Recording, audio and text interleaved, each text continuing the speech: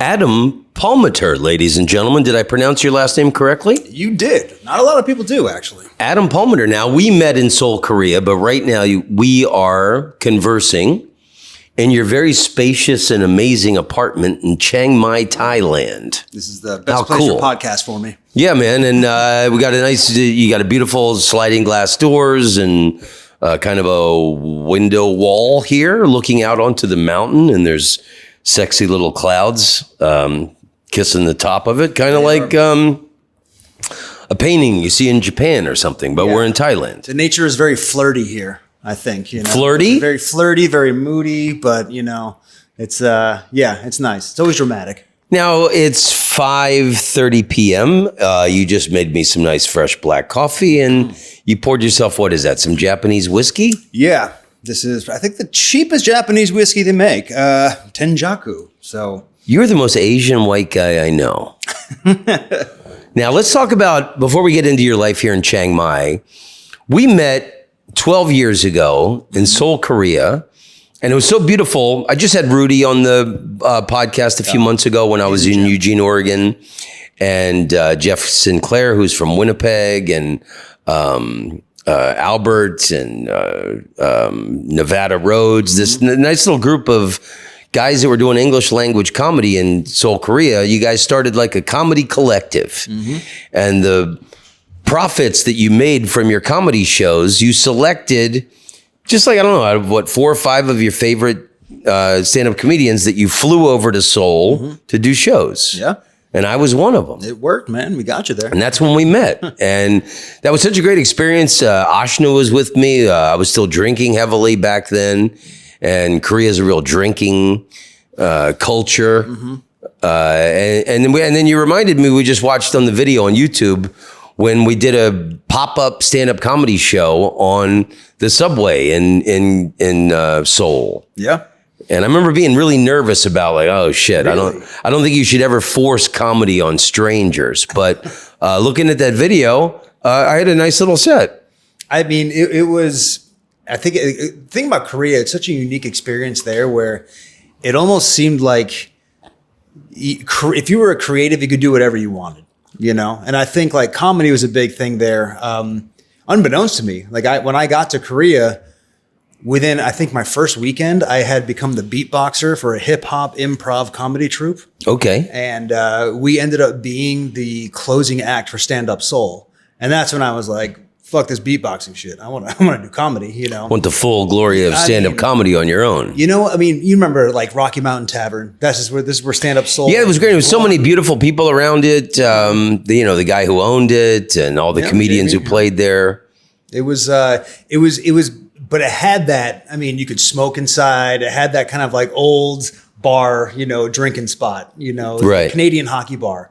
But I think it was just like the perfect breeding ground for like, a comedy scene of expats living in Korea. Yeah, it was a great comedy scene.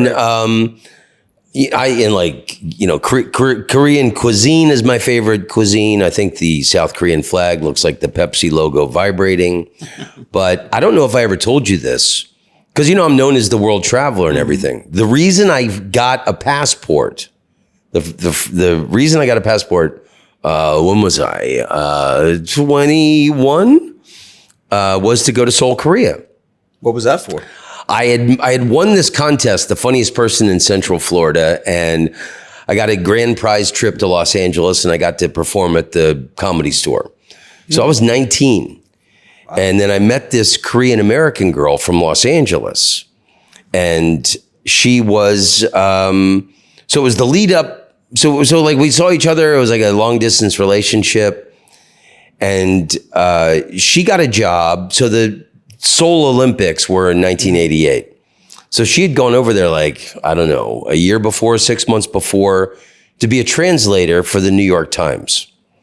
And so I got a passport. The reason I got it was to go to Seoul, Korea. Oh. And that was my first trip out of the country. And I remember just like being so amazed by Korea, and I was in love with this girl. And it was, I think. And then there was a real excitement with Korea. Felt like they were, unveiling themselves to the world.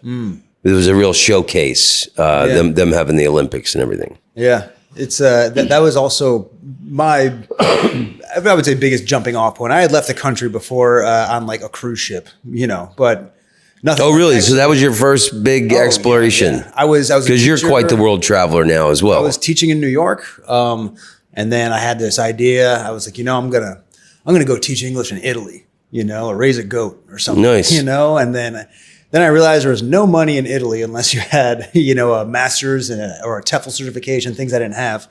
At this time, was this 2009 when I applied, Korea was just handing out jobs. They were just handing you gobs of money. This is the classic deal was they would fly you from your home country there. They would put you up in an apartment rent free for the year. Wow. And then they would fly you home with a month's bonus. So you were paying for a cell phone and the cheap beer and all the delicious barbecue, but not much else. So wow. I think, and from me traveling around all over Asia, there's a lot of expats that are living in Asia, teaching English. They have these jobs that allow them to live in these countries. But the people, I think I learned this from you in that group. The people who are teaching English in Korea have it the best situation. Like you get to fly home once a year. Yep. Yeah. I mean, they tell you, I think we got a week off for Christmas and then there was a week off in the summer. So a lot of your time was, consumed by your job. But I think maybe that's why we partied so hard because, you saw Itaewon in the evening and it was absolute bedlam.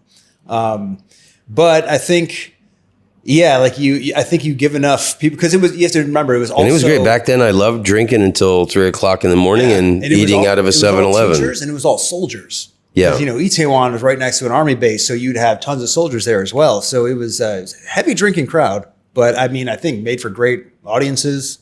What was it like teaching Korean children? So I taught in Gangnam.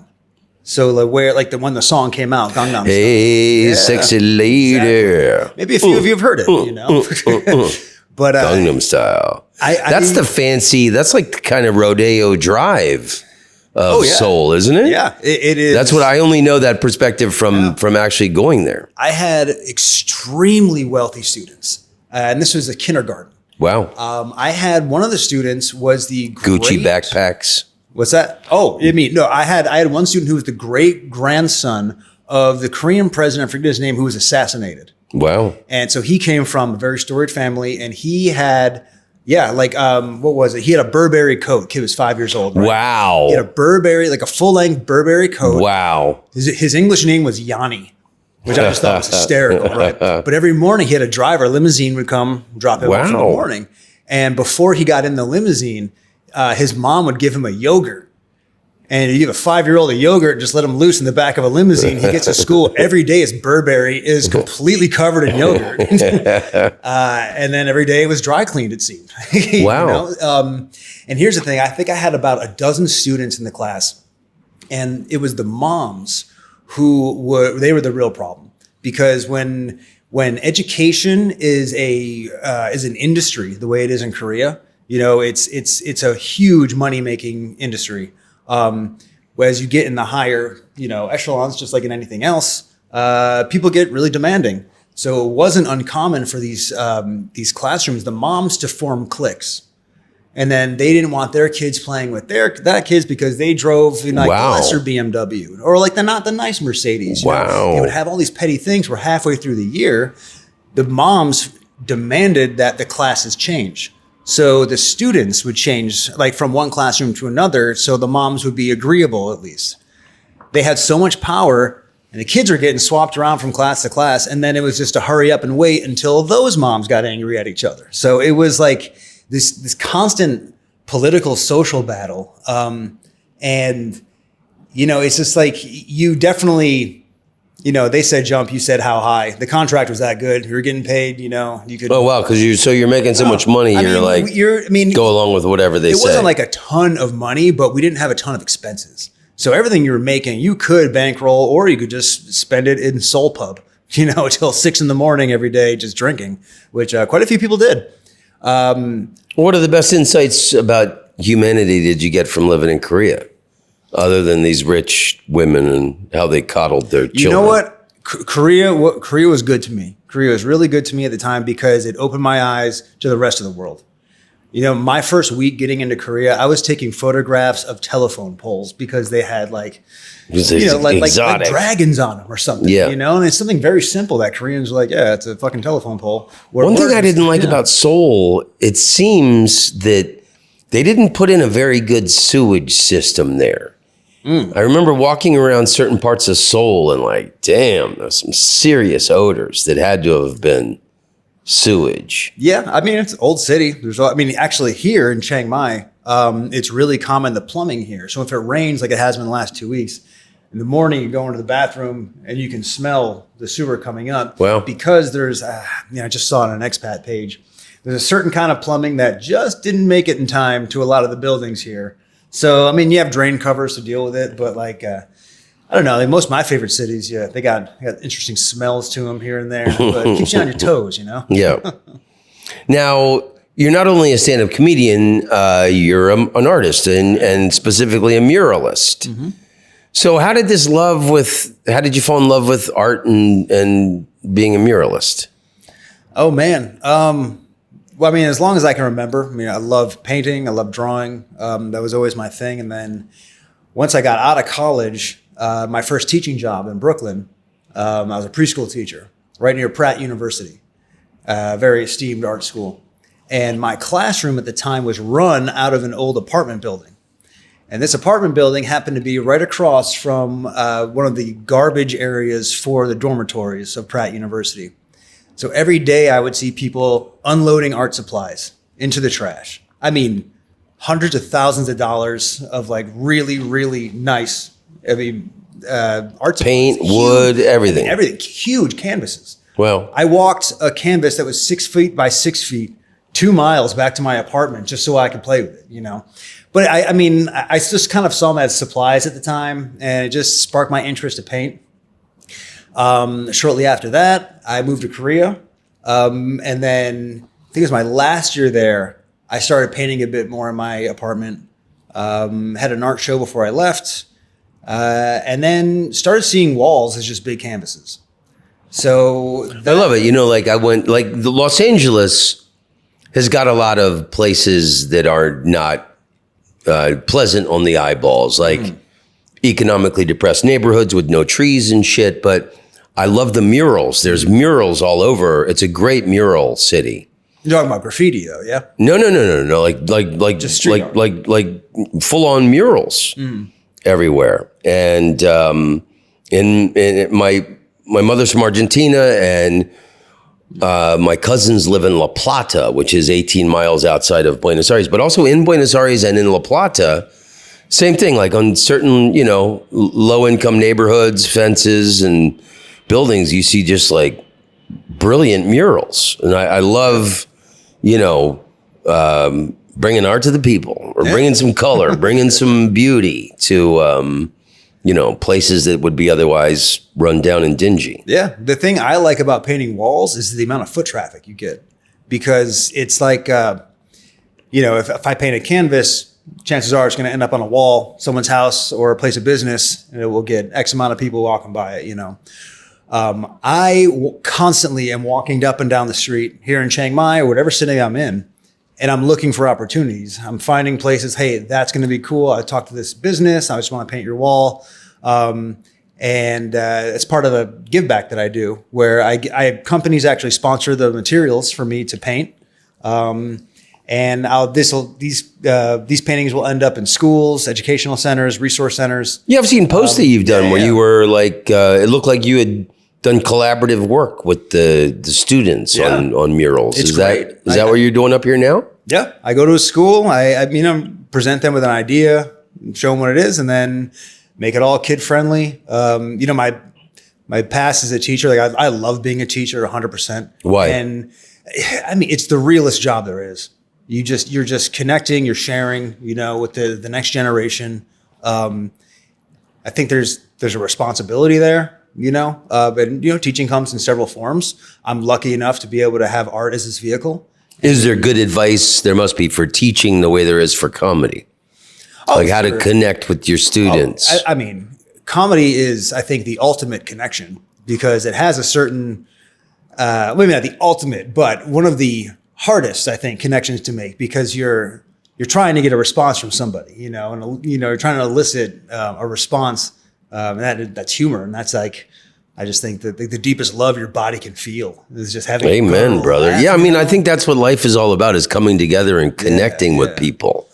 And that's what's so powerful about stand-up comedy for me. Yeah. And I mean, when I'm doing these murals at schools, I mean, I'm telling jokes the whole time. Yeah. Kids are the best audience, you know. I'm goofy as hell with them. But you know, they love it. And, you know, like if you could make yourself more engaging and they enjoy this educational experience, you know, like, I mean, hell, that's going to set anybody up for a better future. So who are your muralist heroes?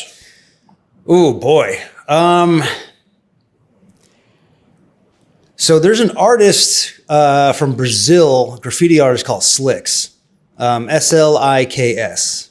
And his art is mostly just his name. He just tags his name over and over again, but he does it in he uses these caps, like flare caps on his spray paint cans, and it looks super floral. And I remember when I was selling my artwork at the Brooklyn Night Bazaar, probably 10 years ago, he had come in and he had painted they had this giant ping pong room, you know, about the size of a gymnasium. And he painted every wall and the ceiling. And wow. It was this all encompassing piece of artwork. And I was so inspired by that. And I was just like, you know, he took his name, his style, and he just coated the walls and everything like wallpaper.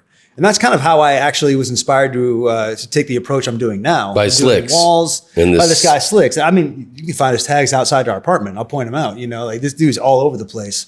But it was something about how his artwork envelopes everything. It just covers it, you know. And so that really inspired me, because my artwork it can end up just kind of going on infinitely. In a way, which leads me to not just paint walls, but I paint, you know, entire box trucks. I've painted cars. Like I mentioned, like last night at our show, bathroom stalls. That's how I got started. You know, getting the reps in, as you say.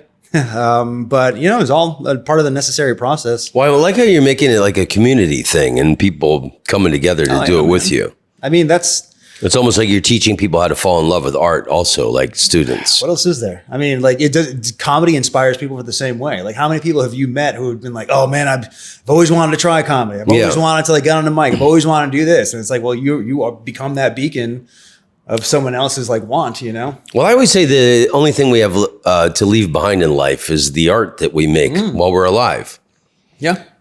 Yours could be in danger of being graffitied or someone throwing a bucket of white paint on it, you know?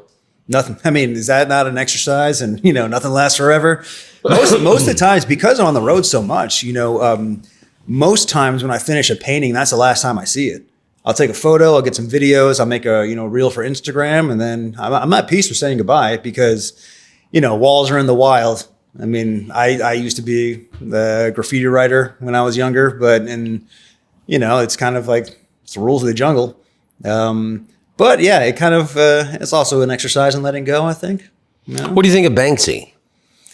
You know, I would say I wouldn't call it the most cerebral art, because I'm being a cunt. But I would say, in terms of like in the art industry, if you want to look at it from like a marketing perspective, there's really no other artist that can do what Banksy's doing. Banksy's probably like a group of people pulling off kind of like a heist, you know, kind of like these art heists, and they're interesting, and they make kind of low hanging fruit political statements a lot of the time. Yeah. But it does. And some of them are clever, and you know. But I mean, it does speak to the masses. So like, and it can be small and tasteful. Sure. I mean, I remember in the late '80s when I was first going to New York City, and Keith Haring was, you know, you'd spot those things, and then that became like this huge underground sense. Who's this guy? Yeah. Painting these, you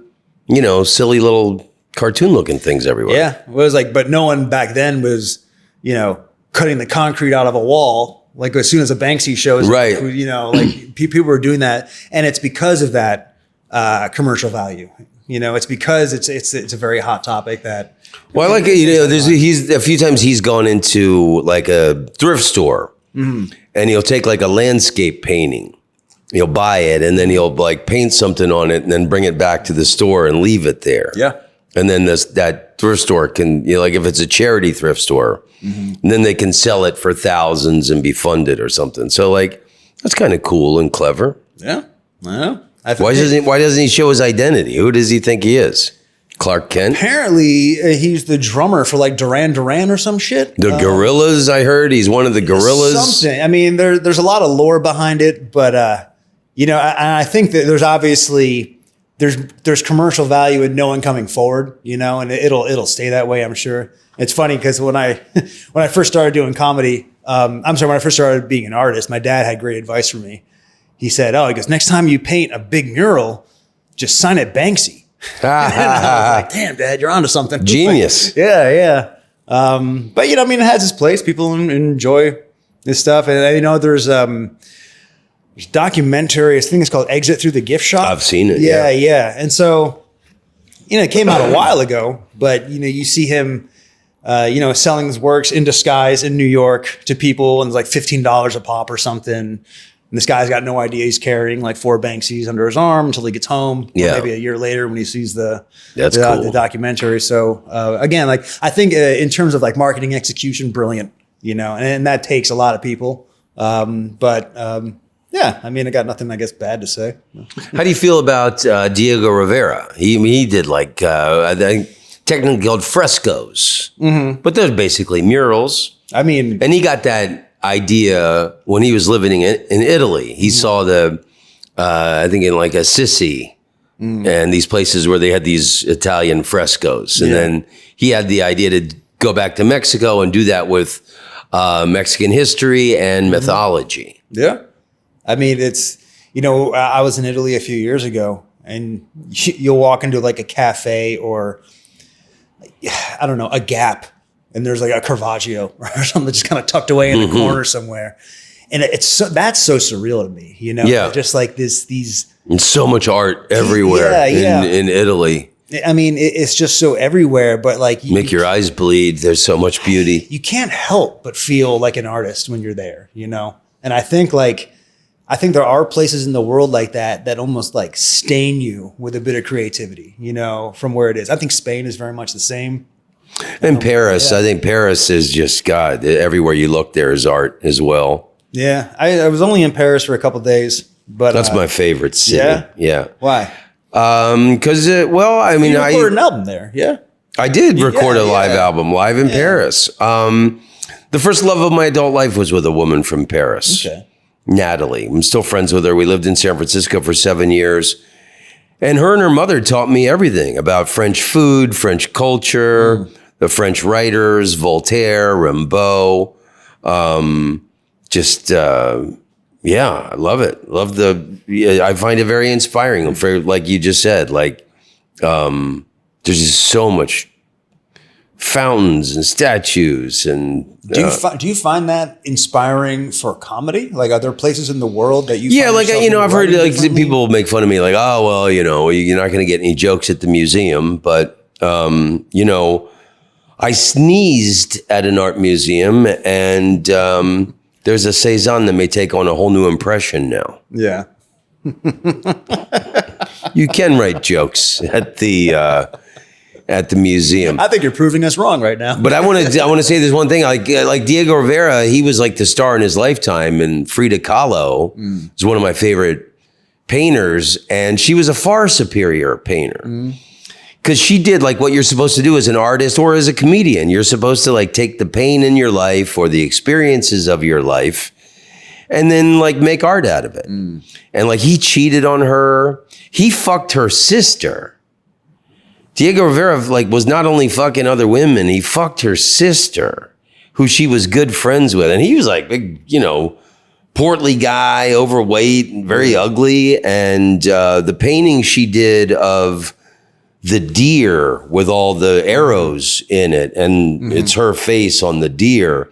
She painted that after she found out that he had fucked her sister.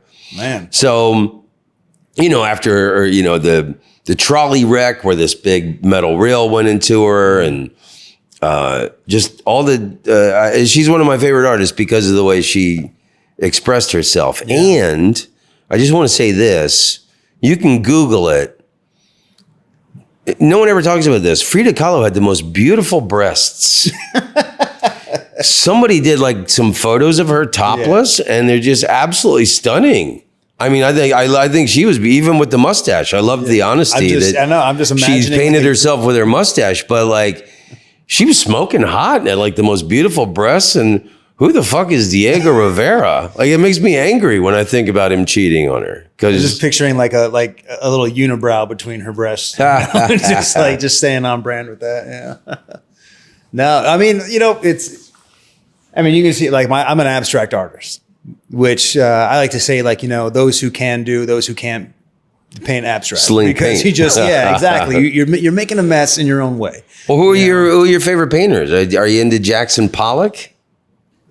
You know what? Because his stuff kind of always gave me a headache. Yes, and that's the only artist I think that I have actually sat down and had almost a religious experience with. And but I will say, I don't think it was so much the art. I think a lot of it was the torture in the artist. Yeah. Actually, I think we all, you get drawn to your favorite comics, I think, sometimes because you can see some of your pain in them. Right. And you can connect. And I think with this art, I mean, he was, an incredible drunk, like destroyed like a lot of his relationships, died in a car accident. Wow. But, got this touch of fame and then like kind of started to lose it after that, kind of like became very disconnected.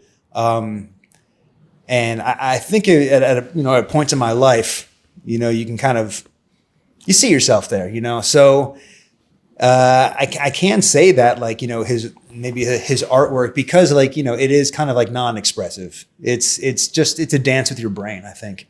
It's a lot of colors, a lot of dots, a lot of detail, but it's just pure chaos. It's beautiful chaos.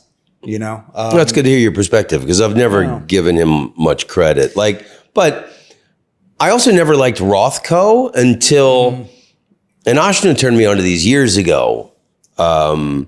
This Simon Sharma has this series on BBC, and they're only like a half hour each episode, and it's called The Power of Art. Okay. There's one on Caravaggio, there's one on Rembrandt, and it's great. He'll talk about like one painting of theirs. Yeah. And why it's like significant in the story of their life and everything. And there was a Rothko episode. And like now I love Rothko because I know the story of the man and how he made those. I have no idea anything. He would sit there for hours and hours and just like the colors he used. And he was like a communist. Mm. So he got some painting sold. Maybe it's the one that he's talking about, and I think it is in The Power of Art, and it's he made like $2 million off of it, and then it was hanging in this restaurant in New York City, and then he goes to eat there with his wife to look at it, and then he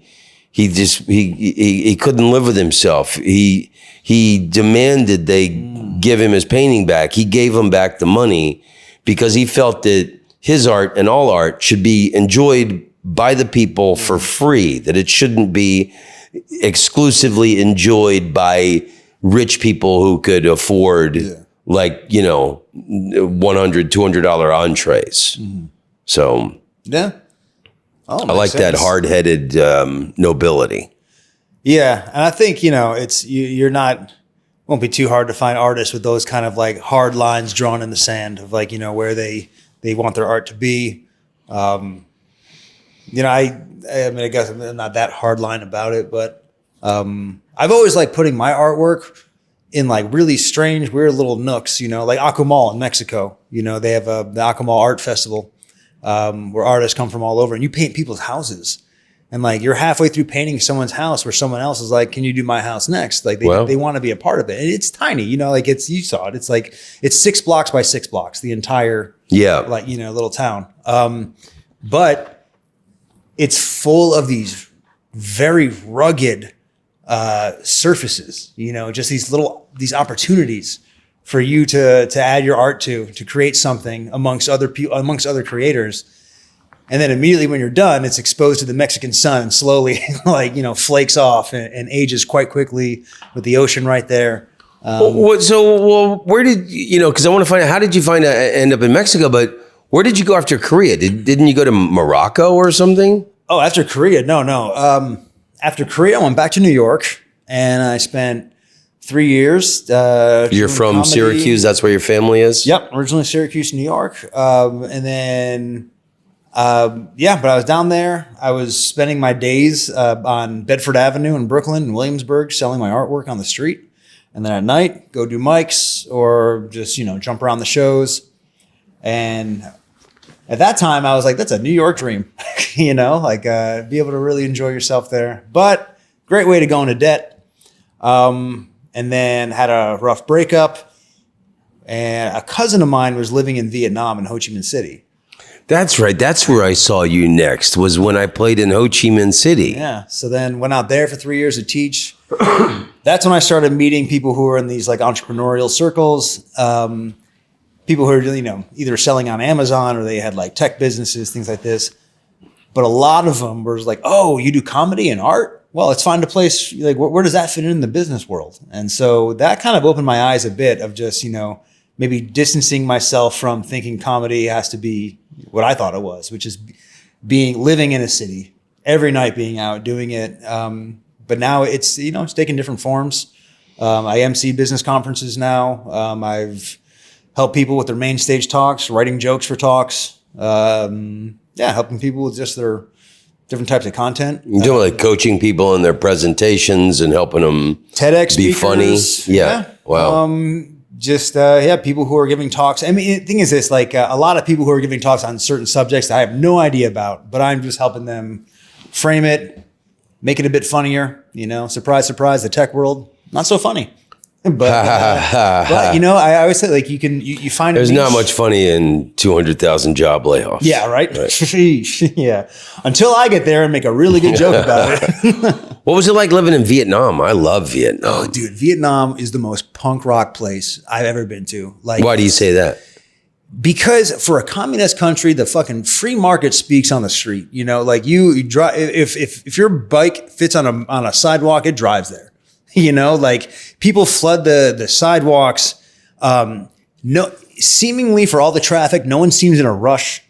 It's kind of like, it is what it is. But you see all these like micro businesses popping up, and that could be someone selling coffee in the morning, some old woman. It could be some guy who knows how to make these noodles real well and doing that. And so it seems like there's just this, it's built off like this really cool Southeast Asian kind of black market vibe, and you can also just kind of like, I remember you took me to get some food after the show we did in Ho Chi Minh City. And it wasn't a restaurant. It seemed like a pop-up thing. It seemed like, and I think you said, they move around like every couple months, but it was really lovely, like kind of in this open lot. Yeah. And they had nice lights hanging everywhere, and then like an impromptu little kitchen set up where they were making, and the food was amazing. That's what I mean. It's DIY, like it's punk rock. I think the ethos of what Vietnam can be. And I know there's places in Southeast Asia, like Thailand, there are some similarities, but there's just something about Vietnam of I just saw businesses or people trying to make it, by like everywhere, by anything they could do. And it's, I don't know, it's just such a warm people. It's a really hard place to live. I went there for 6 months and I stayed for 3 years, Like, is it difficult for an expat, like someone, an American or Canadian or English, whoever, to go live in somewhere like Vietnam or Thailand? No. Sell your car. Go. What do you got to do? You got to arrange like a visa or leave every 3 months before the 90-day visa's up? So they have the visa, I believe, when I got there was 6 months. Now, when I immediately got there, I didn't have a job. I didn't have anything planned at all. I just showed up. Within a week, I had a job teaching English because of my background, But, it's not as intense as Korea, but learning English is still a huge industry around Asia. So showing up there and just like, all right, cool. You can kind of like, I went on one interview and 2 days later, I was in the classroom. So it was actually very easy, especially if you're a native English speaker. However, a lot of people in my circle were these entrepreneurs, but they were just on tourist visas. and every 6 months they're like, oh, boo-hoo, I got to go to Cambodia for a weekend, check out temples. To renew the visa when they come back. And then, I've done it before where it was a full day where I just drive to the border, they stamp it, I come back, I got another 6 months. Wow. So it's surprisingly easy. Thailand just introduced I think it's a 6 month or 9 month visa for digital nomads. So if there's remote workers who want to change the scenery. Yeah, and right here in Chiang Mai, there's a lot of digital nomads are living here, right? There are. Yeah. More remote workers are coming to places. Like I met this Vietnamese woman who grew up in Germany at Burning Man last year. I was telling you about this woman, and she's a Burning Man right now, but she lives in Chiang Mai. Mm-hmm. Is there a good community? I mean, are these good people? They seem like quality humans that aren't here getting drunk and wrecking the place. Chiang Mai has always had this, or like the sex pats that go to like Bangkok or different parts of Thailand. This seems more spiritual and mountain-esque up here, Speaking to that, I think the north of Thailand is just running at a different speed than Bangkok, and it's reflected in the people here. It draws a lot of people who, like nice weather, waterfalls, peace, nature. So you do get a lot of people. I mean, there's people I've known here, they've been here for 20 years. And it's just because they like this one yoga studio, or I like that. Yeah, but there's a certain pace here that it just draws people in, and you realize, I think I'm actually at this moment as well. When I'm here, I'm like, wow, I am at the most at peace here, and that's something you don't realize you're chasing until you find it. Well, today we went up to, what's the name of the mountain? Doi Suthep, and up there was a temple. Or maybe it was the second temple we went to on the way down. Waterfall temple. And went in the temple, and there's a big Buddha in there. And there was a guy sitting there meditating. And I've tried to meditate a few times, and like things always come to my mind. But kicked off my flip-flops, go in, sit down cross-legged, and in front of the big Buddha, closed my eyes.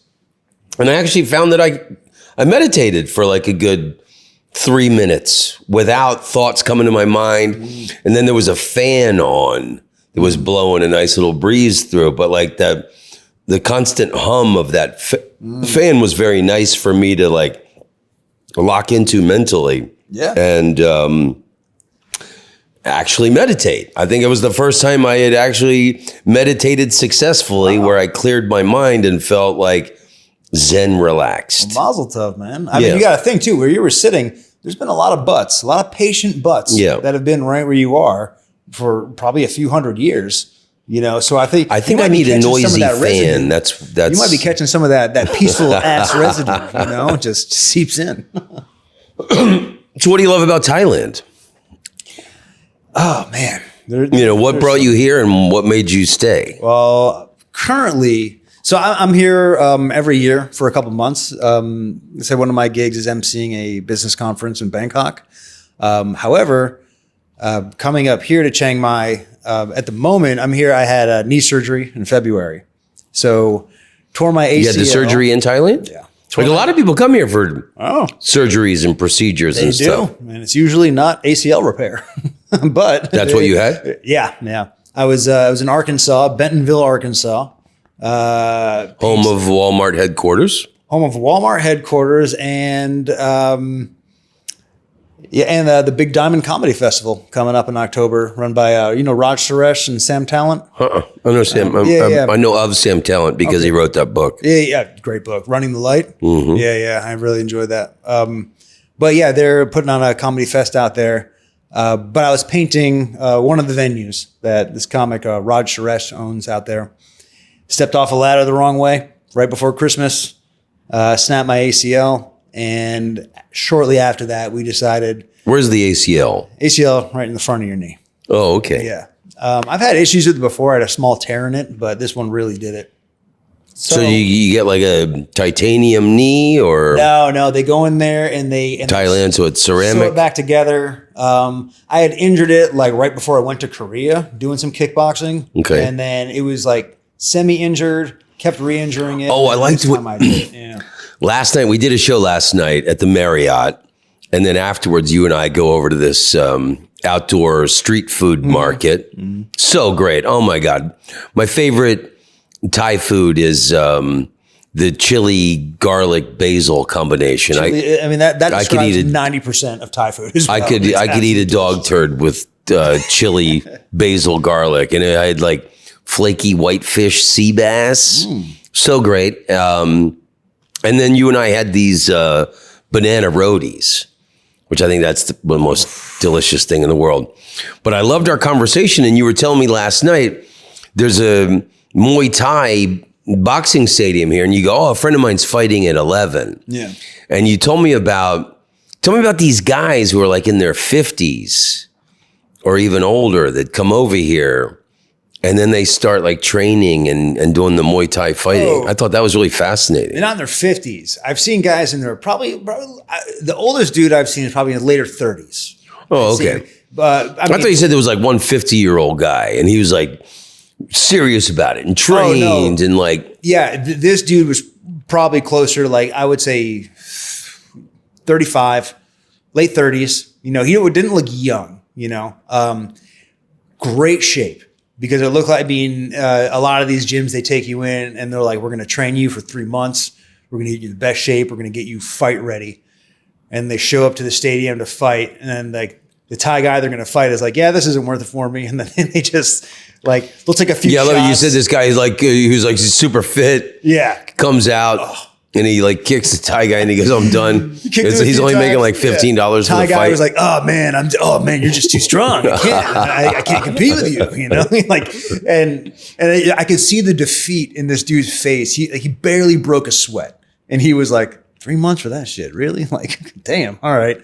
But I mean, it's a great place, I think, for people to come here, and you can challenge yourself that way. There's always all these places, especially in the South, in the Thai islands. There's a lot of bars that have Muay Thai boxing gyms in the middle of them, and they'll have like staged fights. And in the middle of a bar is like a gym. In the middle of a bar, they have come watch the fights, and then what they do is they say, oh, who wants to fight tonight? You win a free bucket of alcohol. And then, of course, you're going to get dudes who are like, you know what? I've only had 2 buckets. I think I can do this. Wow. They lace them up. They put them in the glove. So it's the Thai equivalent of years ago when they had like mechanical bulls in bars and people would get oh my God, that is drunk such a great comparison. Right? I can do it. Dude, and these dudes, I mean, they get knocked out. They sign a waiver saying I'm stupid, and then they get floored. And then they can go have their teeth implants put in cheaply here after they get their teeth knocked out. Get your fucking bucket of alcohol. like that's the prize. I mean, like there's if you go on YouTube and search, like foreigner gets knocked out. Foreigner gets knocked out. I mean, there are so many. They're getting knocked out by a 16-year-old. Wow. Who has just been waiting all week for this. Wow. So he's seen a few white guys come over and take the girl he had a crush on. He's got a roundhouse kick waiting for some white English guy. They're just waiting on the next stag do to come through. These guys from London or whatever, and then they just So it's it's fun for the whole family to watch that happen. But it is interesting though. Like I love going to the stadiums here and watching like the different clubs, like the local Thai fighters, because it's usually like the first round. There's a real sense of respect. They're both, sussing each other out. They probably know each other. They're... Well, I love when the Muay Thai starts and they play that kind of snake charmer music. Yeah. No. And they sit there. They don't start fighting immediately. They'll face off with each other. And they do that kind of bounce around hop dance. And they're lifting one leg and then they're swirling their arms gym will out. Have their own signature. And it's like they're channeling the spirits or something, trying to lock into this like... vibe or it's very bird-like, like when birds are trying to attract a mate. Yeah, like it seems very flowy.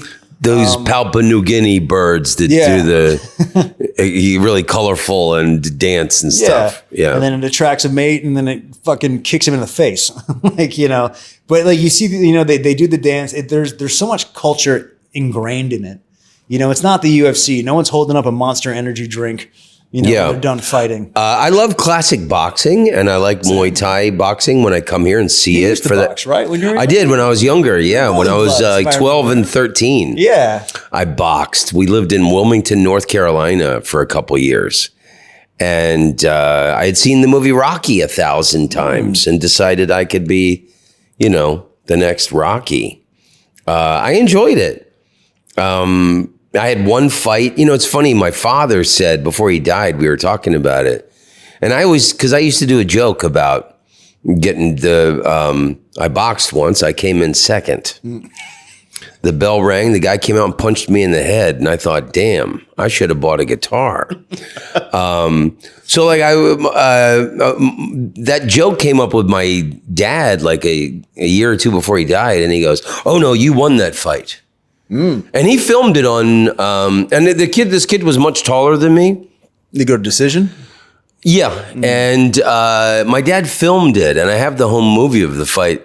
And I really did win that fight. I didn't stop punching the whole time. And the guy was much taller than me. But they gave it to the other guy. You should come out here and train, man.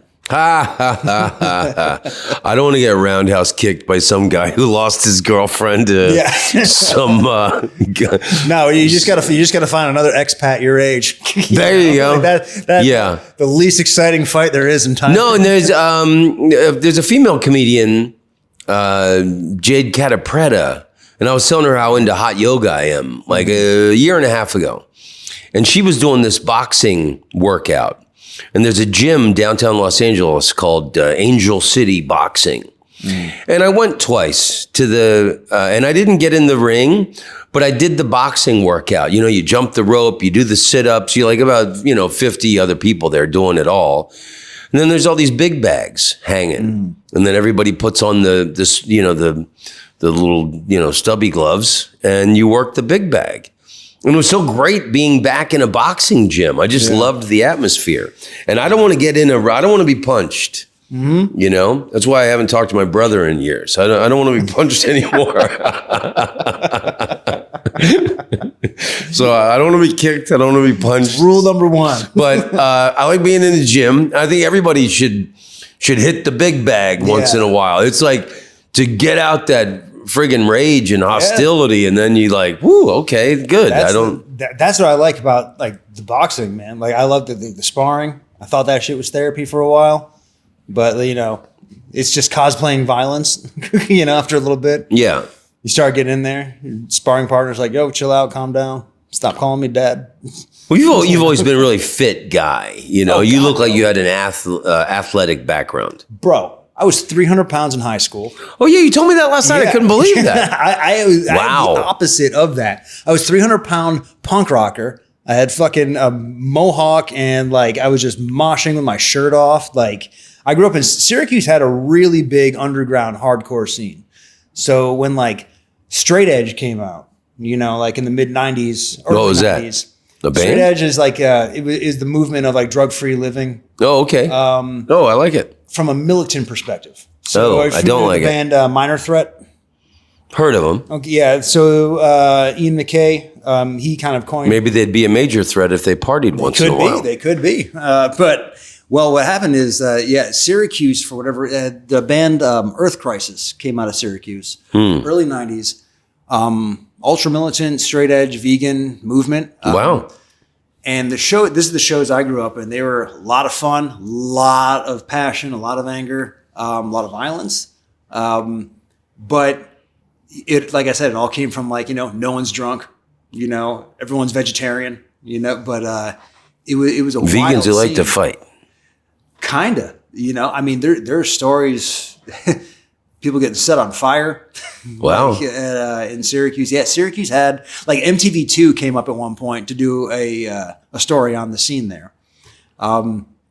So like coming from that incredible like chaos, like I had a tough time physically, I guess, just being, super overweight. But then it wasn't until I got to college, and then I lost about 120 pounds in a year. Shout out cocaine. That was so really. I mean, it was going to the gym. It was a whole lot of factors, but it was also a lot of metabolism. Coke and not eating. You know, but no, but shortly after that, I developed back problems, and that's when few years after that. Sniffing the Coke off the coffee table from bending over so much. Degenerative disc disease. So it's Wow. It's something I'm pretty sure it's hereditary. It just puts you at a predisposition for back stuff, and namely with your discs. So you get herniated discs. So I got 3 herniated discs. I've had one of them operated on twice, and basically every doctor is just like, "Cool, stay in shape. Good luck." You know, there's no way to fix it yet. Anyways. Yeah.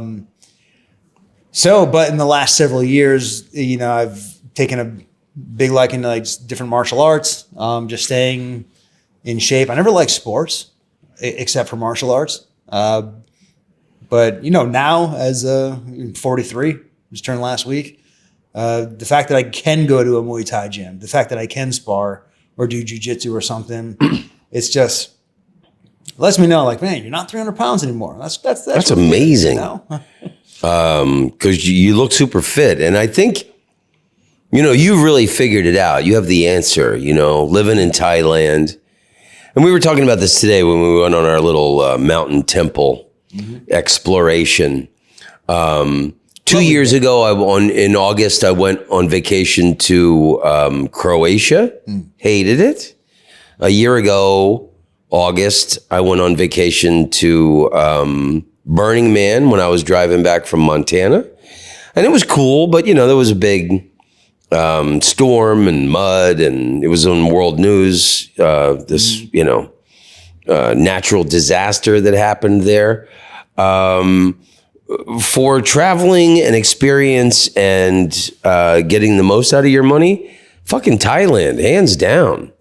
Forget Croatia, forget Burning Man, forget castles in Europe. It's much, oh my God, and then weed is legal here now? Yeah. And then Thai food is my favorite food.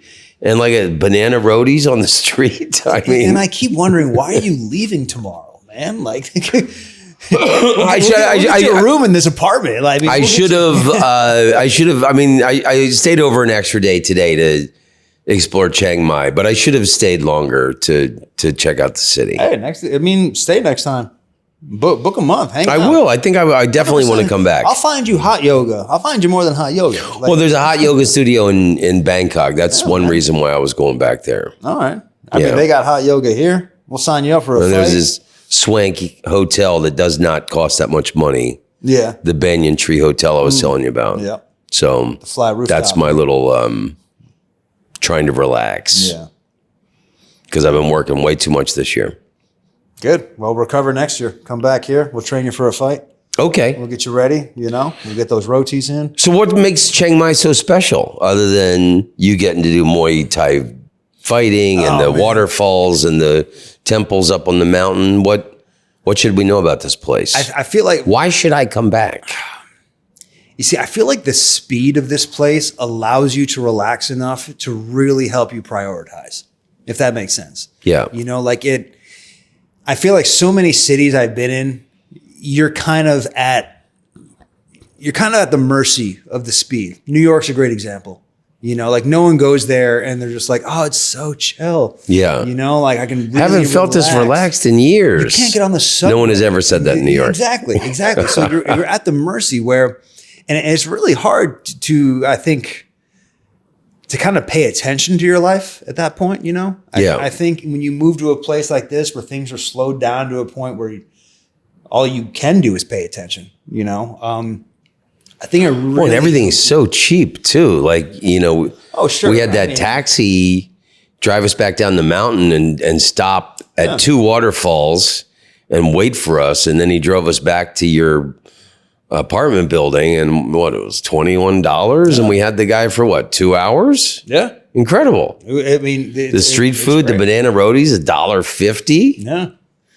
I mean, and it's probably cheaper in Chad or Congo, but like, the quality of life here is just, I think it's really special because, you know, we were talking to you last night. I think that in Thailand, especially in the north, there's just this real lack of aggression You know, there's this. Oh, I liked that you were telling me that before. Yeah, there's like this lack of hustle. Yeah. And I mean that in like the kind of like, I'm trying to screw you over. Like we were at the top of Doi Suthep today, all the way to the top of the mountain, arguably the most tourist, like the biggest tourist attraction here. Yeah.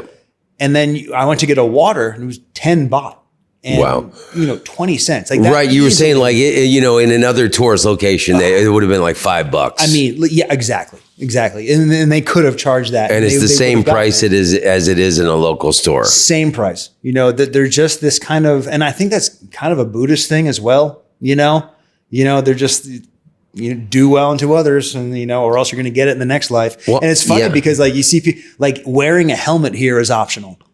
And I think that's the most Buddhist shit in the world. It's like, you better know that you're a good person, that you have good karma coming.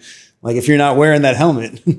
Well, I think that really describes Thailand perfectly, the lack of aggression. I mean, even in Bangkok, the big city, I don't feel like this aggression from people, People are trying to sell to you, but they're not jumping down your throat, Yeah, but just like, the tough guy shit, or like, like, we were talking about the Muay Thai fighting, but like that's, confined to the ring and stuff. Like, I don't feel like people are confrontational or aggressive here in any way. Considering other Muay than Thai like the occasional street vendor. Yeah, considering Muay Thai is the national sport here. Imagine growing up, like America has Little League. Yeah. Imagine if that was Muay Thai. Like what kind of lessons are you instilling in someone, like teaching children martial arts? From the ground up, from a place of respect and not from a place of like, we're going to win. Yeah. We're going to beat the next team and then we're going to have orange slices. Yeah. And, but no, that's a good point. Cause like, I remember from when I boxed, when I was younger, I got a lot of things out of it, and one of them is breathing through your nose. When you're fighting, if you start breathing through your mouth, your brain starts popping around all these different places. But you can really focus if you're breathing through your nose. And there's something about it. And that was the best thing that I got from my boxing training when I was younger. And I've thought about that in life in different scenarios where like I was nervous, feeling anxiety, or had to do something that required bravery. You just shut your mouth, start breathing through your nose, and then your brain focuses, and it brings you back to some kind of like not fear. Yeah, there's people I've seen who train like they'll put some kind of tape over their mouth so they don't breathe through their mouth, and then just do some sort of training. And it's like, if you're only forced to go through your nose, you're forcing your body to perform at a certain level. You're not taking gasping, life-saving breaths, Right. And I think that it forces your brain to really kind of like take control at that point. It's just like, all right, you can only move this fast because you're breathing through your nose. And it gives you a bit of a control, to this way you're not gassing yourself and just, Yeah. And you make that cool sound when you throw a punch too. Yeah. Yeah. Oh man. That's what I like about you go to the Muay Thai fights, someone lands a good kick, you hear all the coaches in the corners, it's like, it's very sing-songy, it's it's cool. It's a communal experience. Yeah. So what are some great insights in life that you've gained living in Chiang Mai, or what are like some great knowledge nuggets about this place? Is there any historic things we should know about? What delight us? So it's the second biggest city in Thailand, which is not saying a lot because you see it. It's tiny.